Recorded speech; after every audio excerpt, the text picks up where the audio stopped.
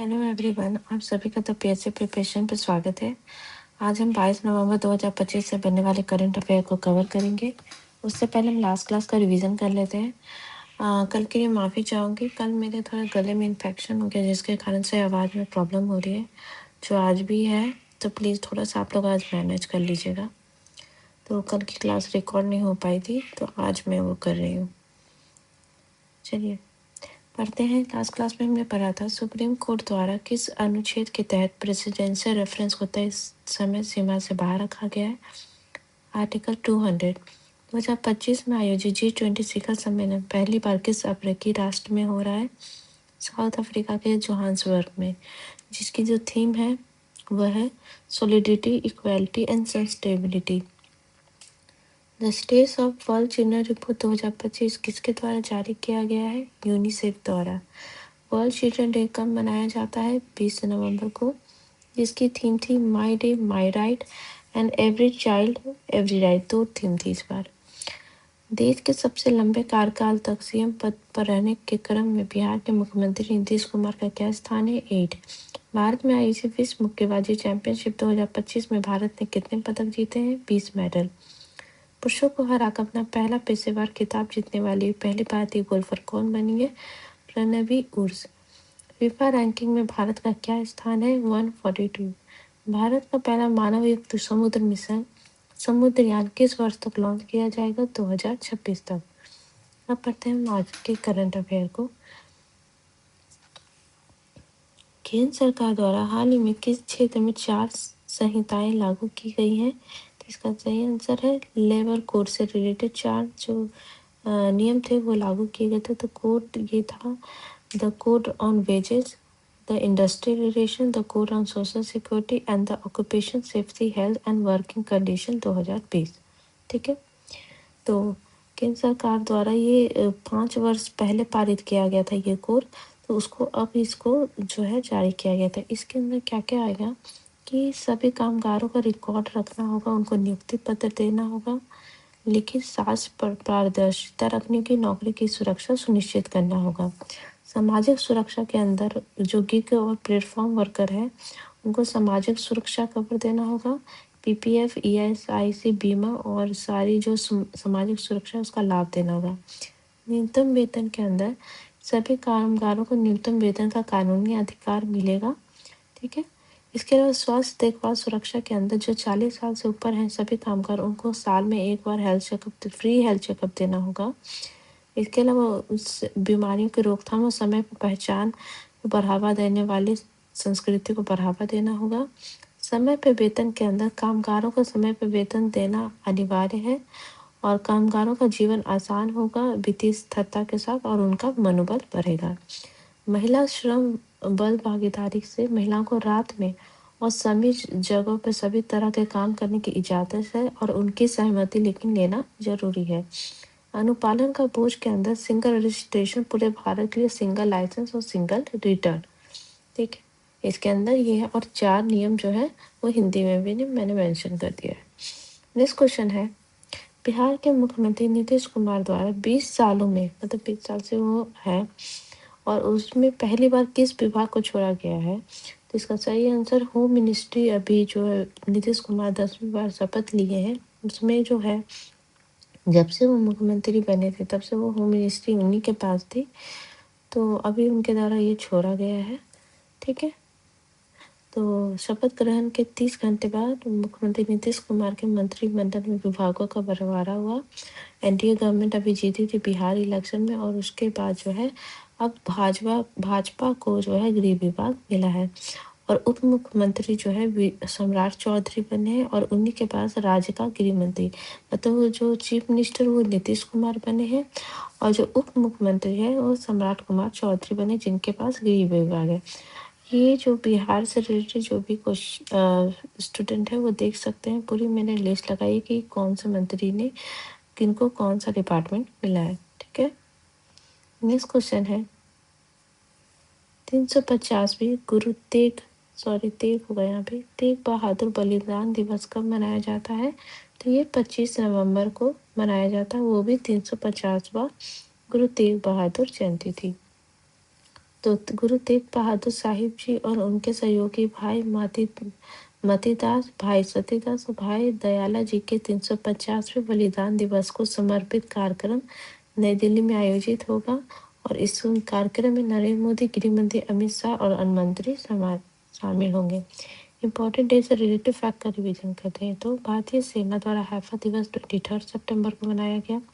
World diabetes day 14 नवंबर को मनाया गया और उसी दिन चिल्ड्रन डे भी मनाया जाता है।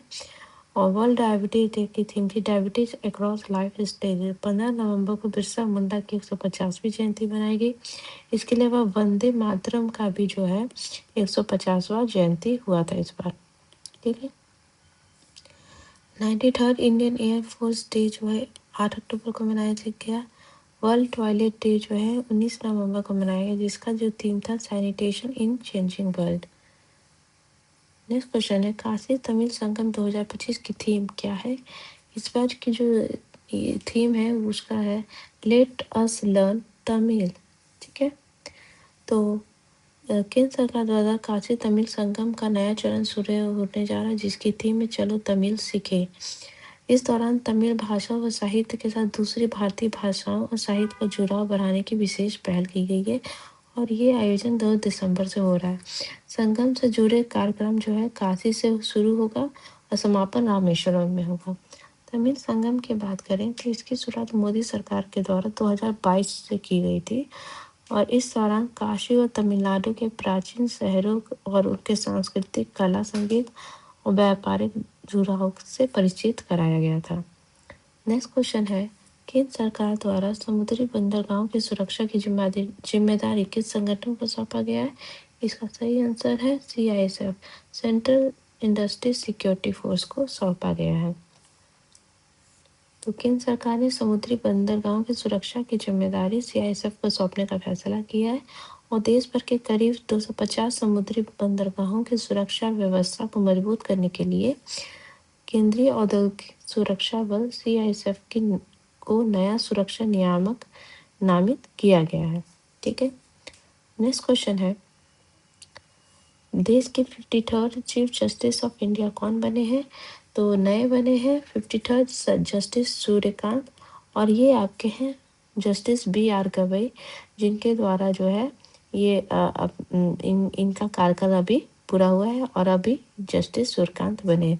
इससे पहले मतलब 52nd जो ये थे, 51st जो है जस्टिस संजीव खन्ना थे और 50वें जस्टिस जो है DY चंद्रचूड़ थे। ठीक है। तो BR गवई जो बने तो उनके दौरान जो है कुछ अहम फैसले लिए गए थे जो इस प्रकार है। उनके द्वारा वक्फ अधिनियम 2025 पर सुनवाई की गई थी। उसके अलावा राज्य जो मैंने कल आर्टिकल 200 पढ़ाया था वो भी BR गवई के कार्यक्रम में हुआ है, जिसमें कि जो विधेयक को पारित करने के लिए जो समय सीमा थी उसको राज्यपाल को समय सीमा तय नहीं कर सकती अदालत, ऐसा कहा गया था।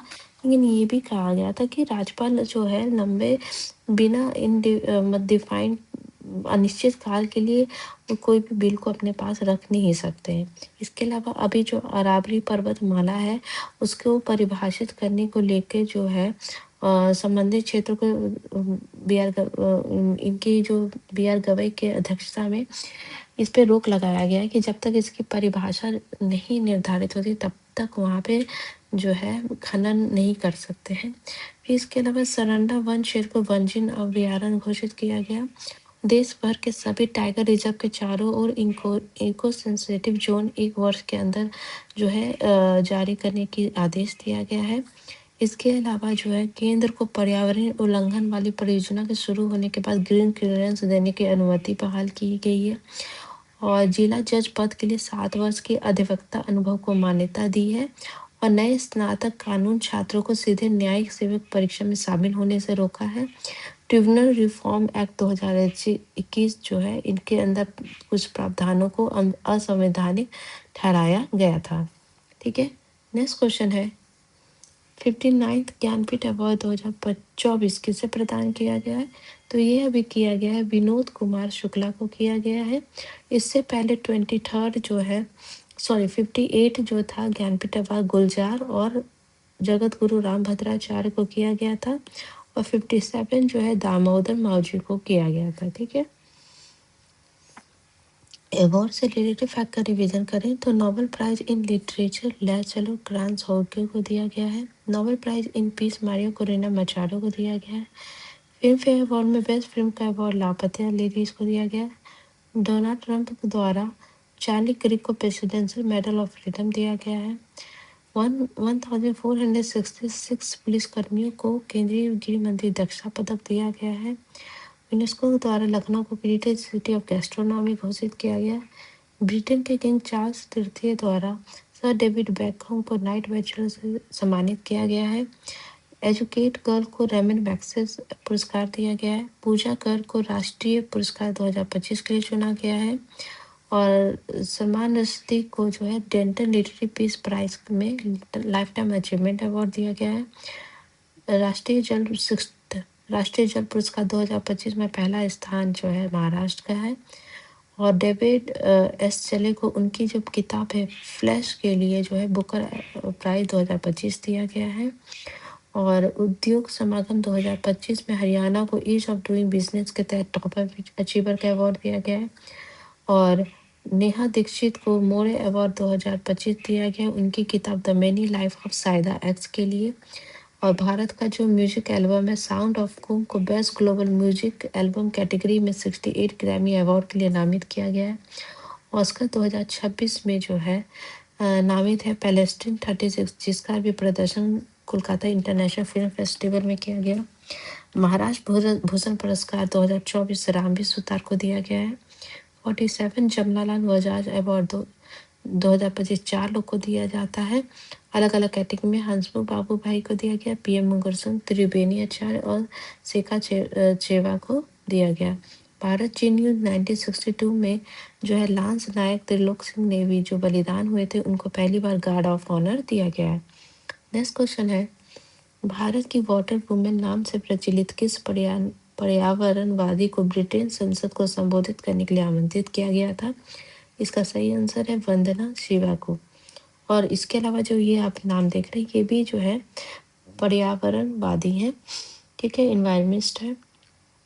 तो वाटर वुमेन के नाम और ये एक इन्वायरमेंटिस्ट है और वाटर वुमेन के नाम से प्रचलित है। इसके अलावा जो पंचतत्व फाउंडेशन उसके संस्थापक भी हैं जिनका नाम है शिप्रा पाठक। ठीक है, सॉरी ये नहीं होगा, शिप्रा पाठक को भी दिया गया है। तो शिप्रा पाठक है ने ब्रिटेन की संसद में भारतीय जल संस्कृति और पर्यावरण संरक्षण के संदेश को प्रस्तुत किया है और ब्रिटेन संसद के दोनों सदनों में उन्हें आमंत्रित वक्ता के रूप में आमंत्रित किया है। शिप्रा पाठक की बात करें तो उन्होंने 13,000 किलोमीटर पैदल चल के देश में 55 लाख पौधों का रोपण किया रहा था, लाखों नागरिकों को पर्यावरण संरक्षण के लिए प्रेरित किया था और नदी पुनर्जीवन को जन भागीदारी बनाने का कार्यक्रम किया था। शिप्रा पाठक जो है लंदन की थेम्स नदी के संरक्षण मॉडल का अध्ययन करेंगी। ठीक है, इसके अलावा और भी इन्वायरमेंट हुई है फीमेल में जिनका नाम है वंदना शिवा, ये नवदयान मूवमेंट से रिलेटेड है। सुनीता नरेन, उन्होंने एक फोकस किया था relationship between environment and human development पे। मेधा पाटकर नर्मदा बचाओ आंदोलन से रिलेटेड है। ठीक है, इसके अलावा सुमेरा अब्दुल्लाई आवाज फाउंडेशन के नॉइज पॉल्यूशन के अगेंस्ट कैंपेन किया था। अलमित्रा पाटिल जो है नेशनल वाइड PIL फाइल किया था हाइजीनिक वेस्ट मैनेजमेंट के लेके। तुलसी गौड़ा जो है इंसाइक्लोपीडिया फॉरेस्ट कहलाती हैं क्योंकि इनको फॉरेस्ट और प्लांट के बारे में वास्ट नॉलेज है। इसके अलावा 40,000 ट्री का प्लांटेशन किया था। जमुना टुडू जो है इनको लेडी टार्जन किया कहा जाता है क्योंकि इन्होंने झारखंड में ऑल वुमेन ग्रुप बनाया था ताकि इलीगल लॉजिंग और फॉरेस्ट को सेव किया जा सके। गौरव देवी जो है इनका जो है चिपको मूवमेंट से ये रिलेटेड है। ठीक है, नेक्स्ट क्वेश्चन है मिस यूनिवर्स 2025 का खिताब किसने जीता है? तो इसका जो खिताब जो है वो जीता गया है फातिमा वॉश के द्वारा ये जीता गया है। तो मैक्सिको की जो है फातिमा वॉश फर्नांडिस को शुक्रवार को मिस यूनिवर्स 2025 का ताज पहनाया गया है और 25 वर्षीय है जो मिस यूनिवर्स बनने वाली चौथी मैक्सिकन महिला हैं। और इसके अलावा जो है फर्स्ट रनर अप जो रही हैं वो थाईलैंड की प्रवीणर सिंह रही हैं, और सेकंड रनर अप रही हैं पेंजुला की स्टेफनी एंड्रिया अब्साली। ठीक है, तो ये थे आज की important current affair. Thank you so much.